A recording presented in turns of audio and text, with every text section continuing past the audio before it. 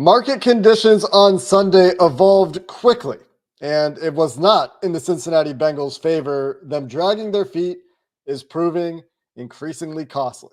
Let's get into it.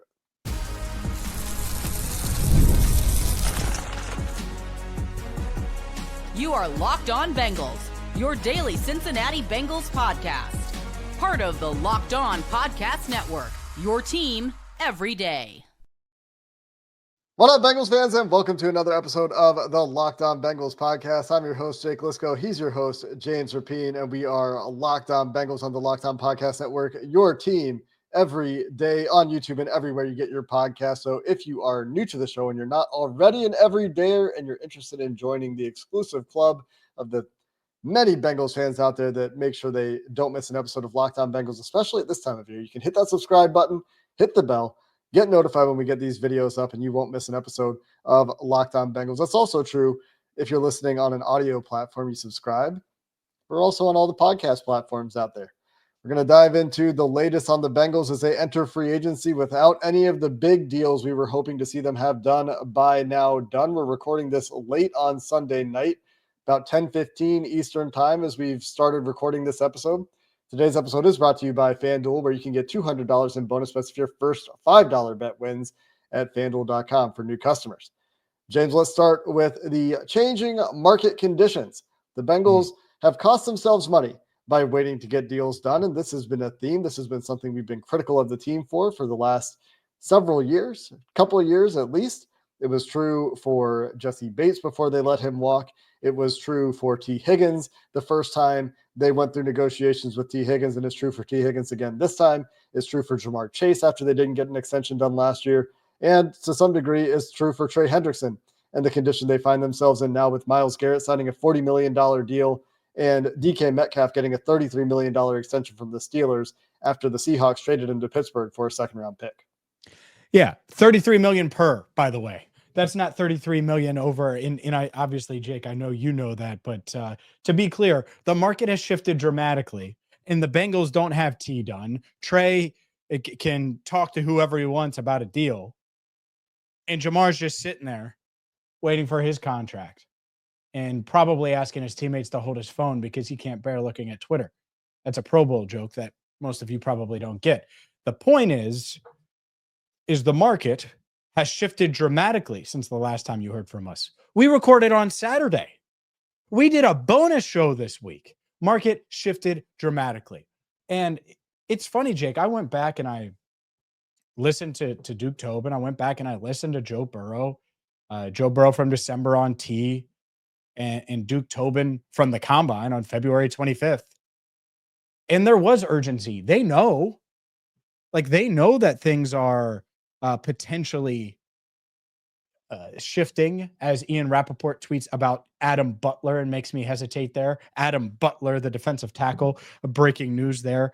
The point is things are fluid, but they know that they need to attack this with urgency. Duke said it multiple times. He used the word attack.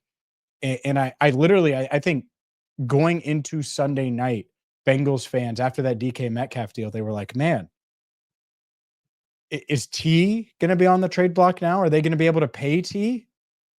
And it's just dumb because the numbers that we had been talking about for months would have likely landed Trey. I'm pretty confident that if they had come in and offered Trey 2 for $56, $28 million per year, maybe you get up to $30 million per year, they would have gotten it done. Say, I don't know, February 25th, when Duke Tobin made those comments. I think the moment that they tagged T, had they gone to him and offered him $28 million average annual value over 4 years, I bet they get really close to getting a deal done. And maybe they have to guarantee some money in year two. Who cares? He's 26 years old, and you're going to give him a fully guaranteed $26.179 million anyways. The point is if they were really attacking this, I think that those deals would be done. Clearly, they have some hesitation to pay Trey. Clearly, something is holding up T.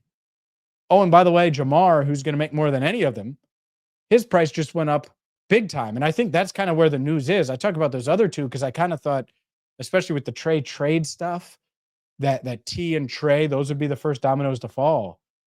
But now if you're going to make Jamar the highest paid non-quarterback in the NFL, Well, there is no threes involved anymore unless it's a 4 and then a 3.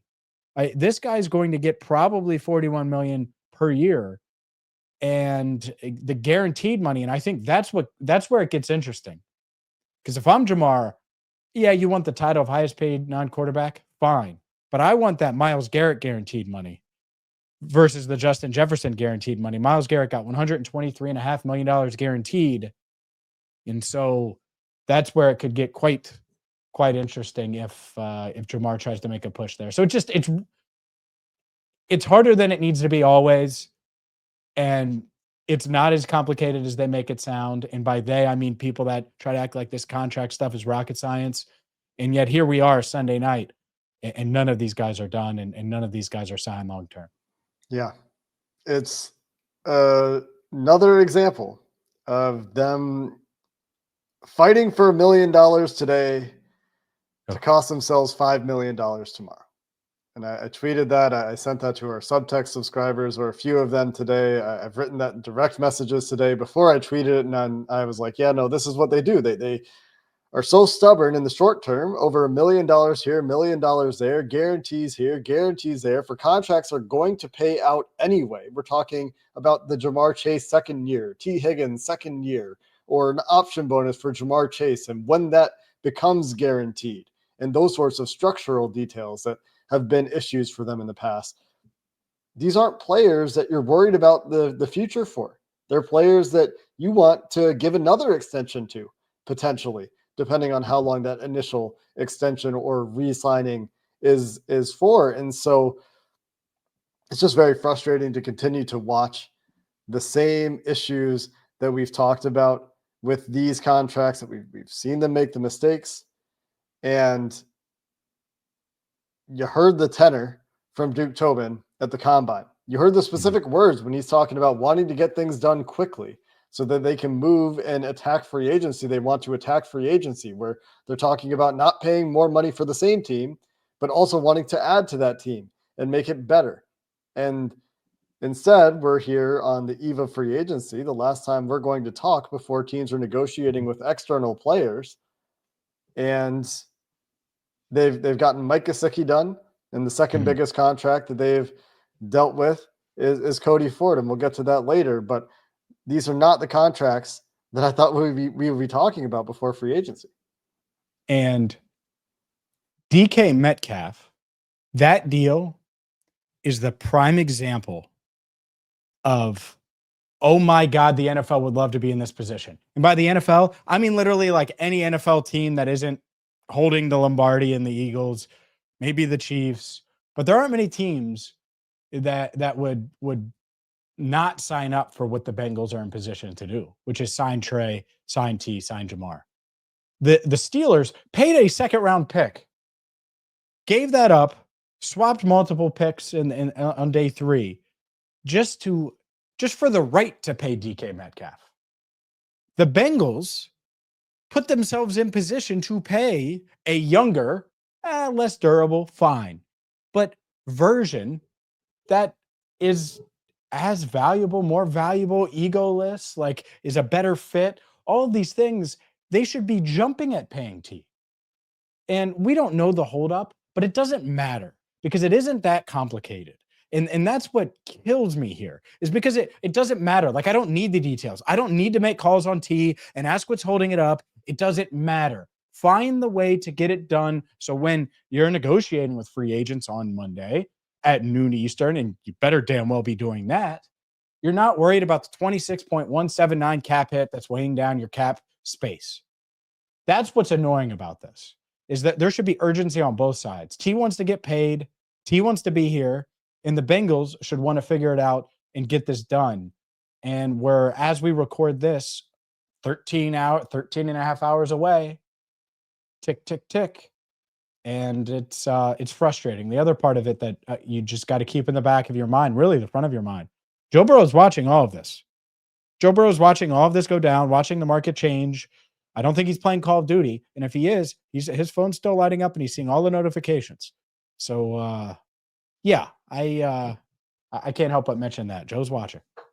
Not only that, the rest of the free agent market continues to move before free agency negotiations open up. Who knows what comes in the hours before noon on Monday, where there could be bigger deals, there could be more deals. There are going to be fewer players available to the Bengals, and even what we're about to talk about as we think a little bit about some external Bengals free agency targets.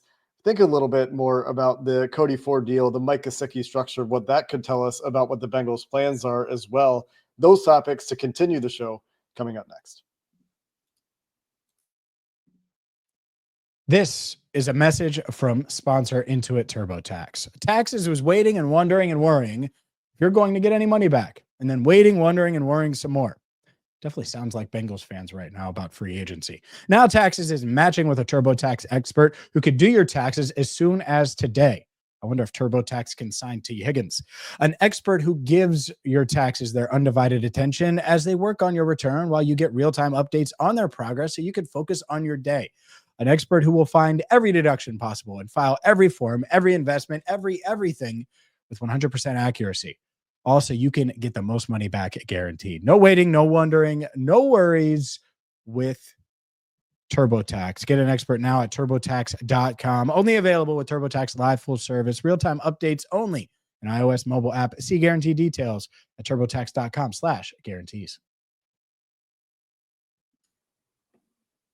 The Bengals have every reason to get deals done quickly, both with their own guys and managing those cap hits and figuring out where they're going to be when it comes to free agency and when it comes to external free agents, where it is expected by many that they will be aggressive on the offensive guard market. We expect to see moves on the defensive line, especially as Trey Hendrickson remains on the trade block. And we'll wait to see what happens there, I guess, as the door isn't entirely shut, as we discussed, I believe, on the extra episode, the bonus episode on Saturday, but it doesn't feel very likely that Trey is back unless the Bengals significantly change their offer. But as we look at these external free agents, James, where the Bengals are right now is that T. Higgins cap hit is still $26 million and change. The Jamar Chase cap hit, still $21 million and some change. Until or if those deals get done, that is the state for the Bengals as they look at external free agents and try to find guys that can help them get back to contention, which has been what we've talked about for this offseason for a while now. And it's no longer alignment for me, James. This is a bit of a non sequitur. Alignment being the word of the offseason. It's now frustration being the word of the offseason, but that can change if the Bengals start to get some of this stuff done. And not only their own guys, but external free agents that can help make this team better. So let's take a break from hand-wringing over T. Higgins and Jamar Chase and Trey Hendrickson, even though those continue to be major stories, and think a little bit about external targets that continue to dry up, as I'm sure more guys will get signed. You mentioned Adam Butler. I'm sure more guys will get signed between now and the time people listen to this episode. Speaking of areas I want them to attack, I was hoping, and I'm still hoping, that they attack Monday and add key pieces. You want to see them hit the ground running and prioritizing guards and prioritizing pass rush and getting after it. Like the 1201 Alex Kappa signing. That was awesome because it was like, oh, well, they're clearly prioritizing this. They want to protect Joe. Well, they have that hole at right guard. Maybe it's Kevin Zeitler. Maybe it's Brandon Scherf. Maybe it's one of these other veteran guards. And there are a decent amount of them out there. I want them to sign 2 guards. I don't know if they view it that way, especially after the Cody Ford deal. I would still be in the market for 2 guards. So that's one thing I'd be looking at on Monday. Can you at least get one done Monday? And then I don't know about you, Jake, but I think there are a decent amount of pass rushers out there. They're not perfect. They come with flaws, some of them especially, where they might not be as good against the run, or they might be on the wrong side of 30. I think there's a difference between being on the wrong side of 30 when it's Trey Hendrickson for the Bengals and when it's a 1-year deal that isn't huge money for the Bengals. At least I hope. Because if they aren't ageist, well, then Calais Campbell is in the mix. Then Malik Collins, who was recently released or is going to get released, will be in the mix this week. Zadarius Smith will be in the mix this week. Guys that have high pass rush win rates, guys that do get after the quarterback and cause a little bit of chaos. That's what I want them to do here is have their targets and have guys that they think fit and attack it right away. Not wait, not do this drawing out process. I get it. It's going to go into the midweek and end of the week, and we're probably going to have the Ruby dinners and all of those things. Like, I get it. It's part of free agency. But have some guys and go get them. And hopefully they're proven capable guys. They aren't necessarily a Geno Stone guy that had 1 year of 7 interceptions, and it's like, how good is he? It's proven guys, regardless of age, that have been productive and continue to be productive. I think it's also worth continuing to take looks at ascending players coming off of their first contract. And that is where, in that middle tier of free agents, the Bengals have been successful in the past. And it's been a while, but if they could run back those successful free agent classes when that's where they lived, that would make a big difference for this team. If they can find the market inefficiencies that are DJ Reader, right? The force multiplier players that play at positions that weren't considered to be as valuable then as I think we realized they were, then that's awesome. If they can find those pieces, great. And so with that mold of player, you're talking about Levi Onwuzurike from Detroit. Mm-hmm. You're talking about, will they play in any of the more expensive waters? Probably not for Milton Williams. Probably not for Josh Sweat. I agree. They should. But both of them. What about Chase Young? If he's actually available, maybe he's re-signed by the time people listen to this, because the way this free agent market is going, if there's a guy that you would like, there's a good chance that he's going back to the team from which he originated. But what about Paulson Adebo? Do the Bengals see him, another Saint, as a potential Chidobe Awuzie 2.0 if they choose to play in the cornerback market? Not that I think that's terribly likely, but just talking about some of the younger guys, Tevin Jenkins, a guard who would be on his second deal, a guy that they could have picked in the second round, obviously, in that draft. They had to pick Jackson Carman. Come on. Considering. So it's not necessarily just the older players. I'm agreeing with you that they should be open to it, but there are plenty of players that fit their mold too. Julian Blackmon, Dayo Odeyingbo, Dre Greenlaw. Odeyingbo is certainly someone that I think they're interested in. I don't know if they'll get him. Dre Greenlaw too. I think they're interested in him too. Even coming off an injury, Mekhi Becton, are they going to revisit that conversation after he was good at guard, and maybe he's more interested in playing guard now after he did it successfully and won a Super Bowl in doing so? 26 years old, technically will be a third contract for him, but second contract age range there. Mm-hmm. So there are plenty of players like that end up in that kind of high-end tier 3 on our spreadsheet.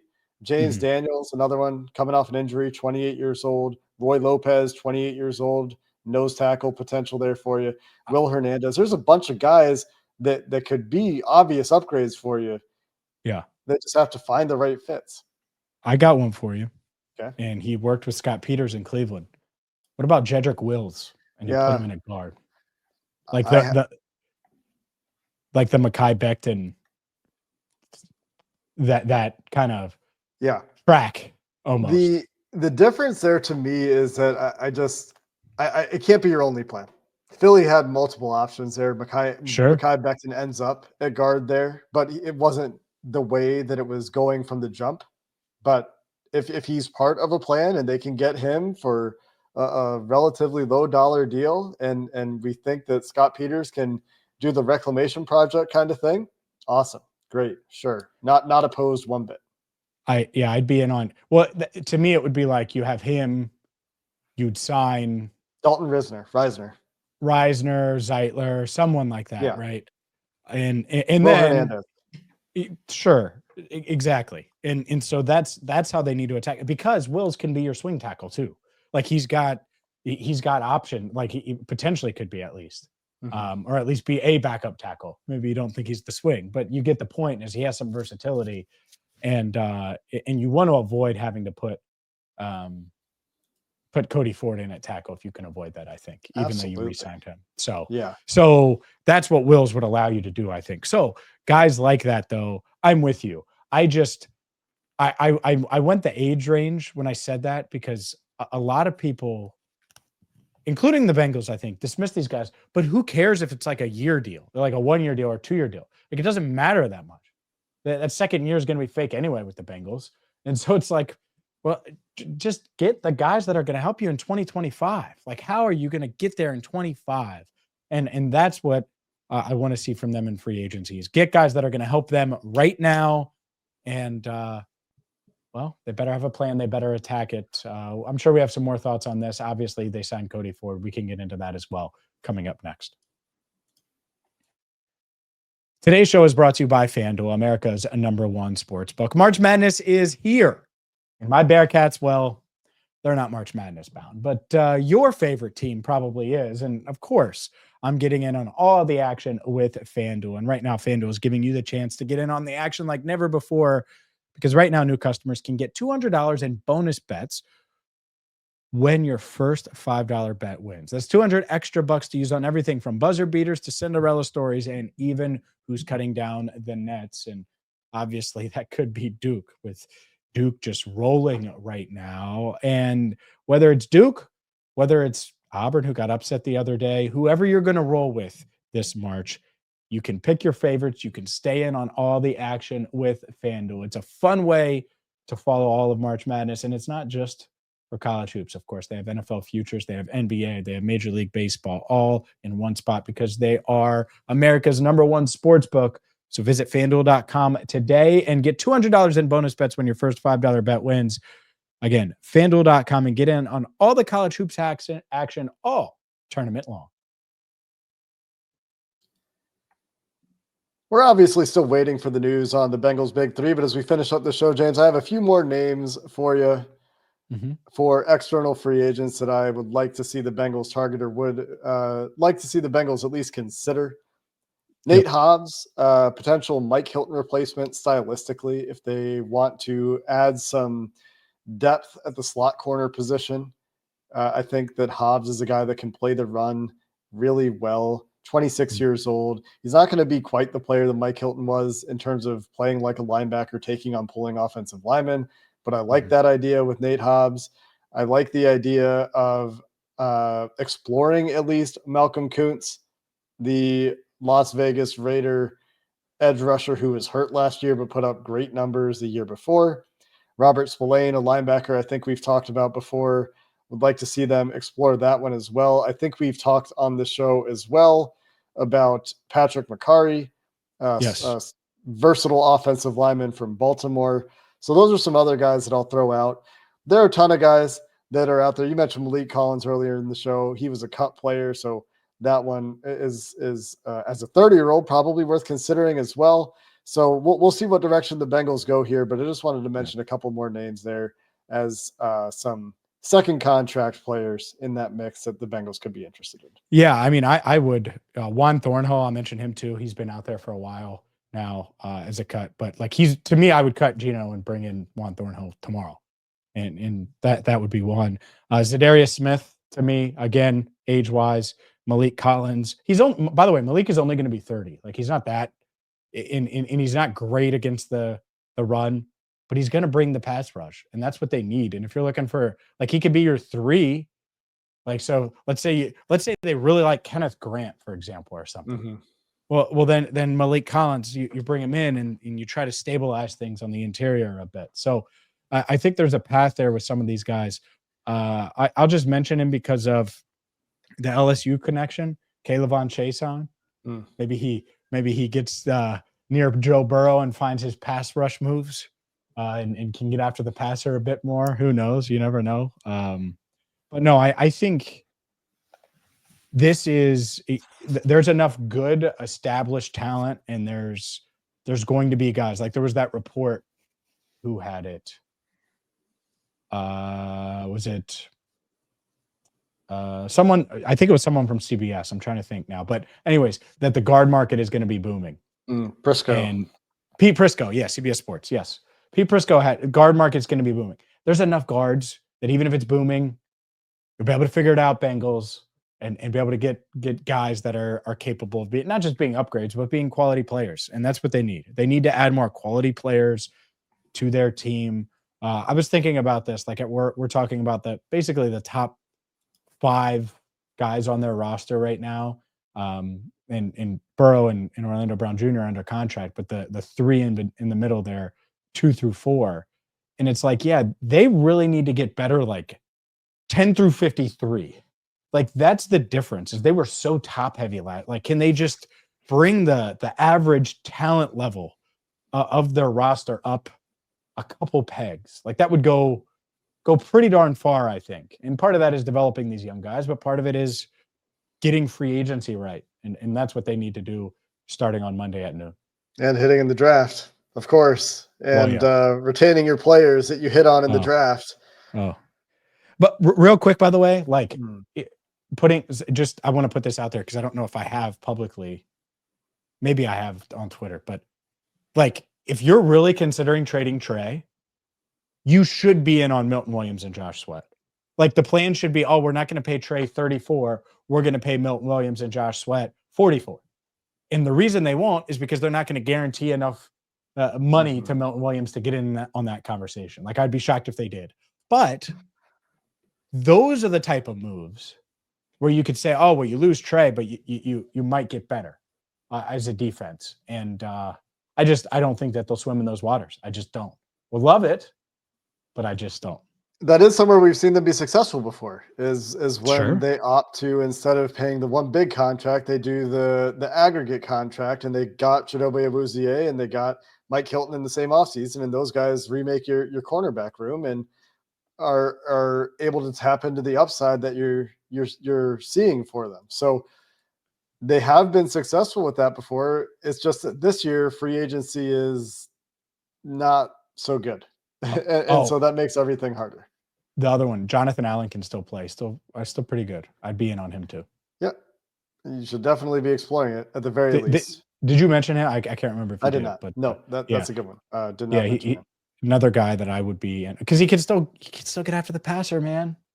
You playing against Mahomes on 4th and 16, he can still do it. I hear you, and I agree with that. I'm also like, if they're trading Trey Hendrickson, I'm slowly becoming run defense pilled. And I don't know if I've said this on the podcast before or not, but I'm just like, go become the best run defending front in the NFL, and then get into those 3rd and longs, because they couldn't do it last year, right? I mean, obviously you need guys to rush the passer. Don't get me wrong. I'm not going that far, but like if they go get a couple of Sam Hubbard level defensive ends, like prime Sam Hubbard in run defense. Oh my God. Look at Jake. DJ Reader, you go full run defense on that front.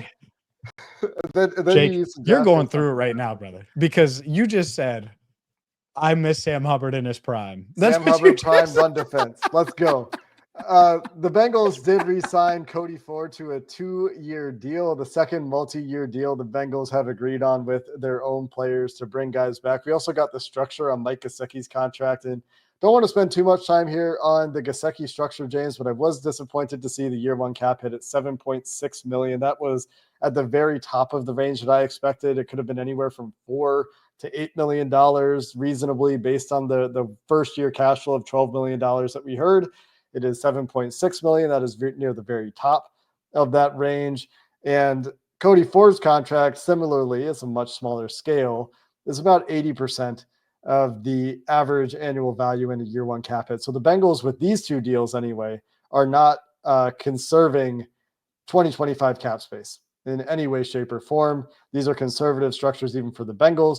And while I think they're good deals overall, I think it's a very reasonable deal for Mike Gesicki, who could have gotten more on the open market.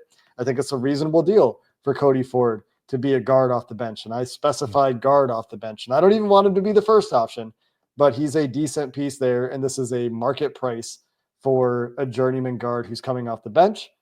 I think these are fine deals. A little bit disappointed in the structure, but with some specialist deals the Bengals have done as well, these are deals that you need to make. And it's not the order that anyone wants to see these moves happen in. And I get that frustration. Trust me, I do. But these moves, I think, in a vacuum, are not bad moves. Sure. I hate the structure.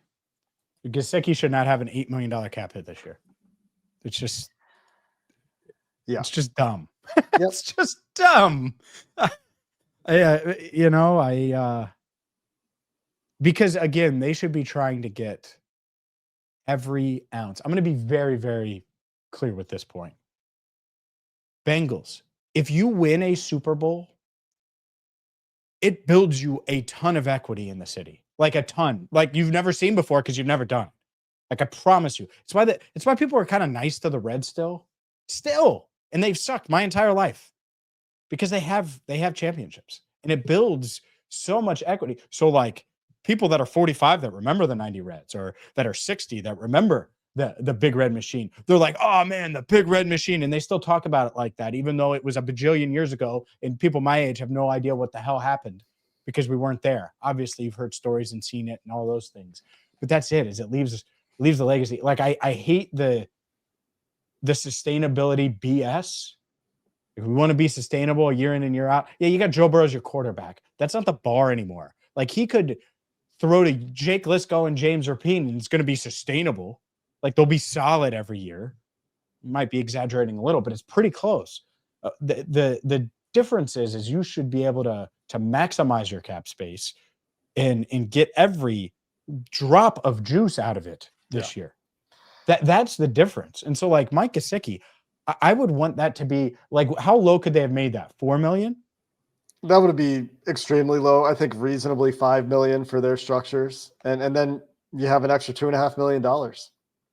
And do that. Get every bit of juice out of what cap you have without completely going uncomfortable with, or worse than uncomfortable, but whatever you want to say with your structures. Like if you're going to structure everything the way they structure it, then maximize it, because the cap's going to be higher later. So it's okay if Gesicki's a couple $1 million more next year.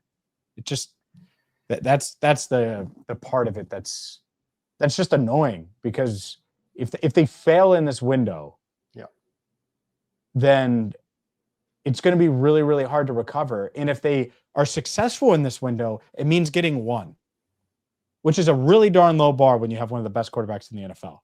Like usually the goal would be, oh, you got to get 3, 4, 5. If you get 1, things are going to change a lot.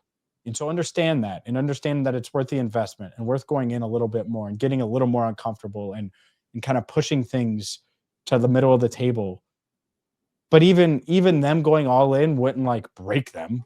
You know that. Like it's not like they're going to take so many risks that it's going to be an Eagles cap situation in 2030 or a Browns cap situation now, or insert whoever. There's still time for them to get these deals done.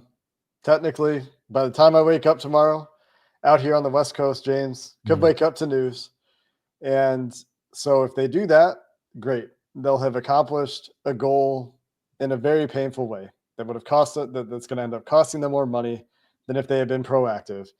And Duke Tobin's comments about getting things done early are already looking hollow, foolish, one of the two. It's getting late, Jake, and I'm not talking about the time. I mean, you're kind of talking about the time, but not like the current time of day. Anyway, there will be plenty for us to discuss here on Locked On Bengals this week. Tick. As we wait to see these structures of these deals and who the Bengals sign. Honestly, more important than the structure is who they manage to sign, but the structure does limit who they sign, and that's why we bring it up. That's why it's frustrating. And honestly, it's not too unpredictable, which is the disappointing part of it. Duke Tobin's comments at the Combine led me to believe, and I talked about it, I think, on the show, that the structures didn't sound like they were changing, or maybe I just tweeted about it. But when Duke Tobin was proud of how little dead money they had, that was a sign perhaps to come. But we'll see what the rest of these deals look like. Maybe they're doing these deals this way because they have plans for Jamar Chase and T. Higgins deals to push those hits into the future. And that is the hope that you can remain to hold on to from a cap management perspective when you look at the Cody Ford, Mike Gesicki structures here. Much more so Gesicki than Ford. It's a much bigger deal. But that's going to do it for this episode of the Locked On Bengals podcast. We'll be back when we have news to talk about, or sometime tomorrow after some free agency action. Until then, thanks for listening. Hoo day, and have a good one.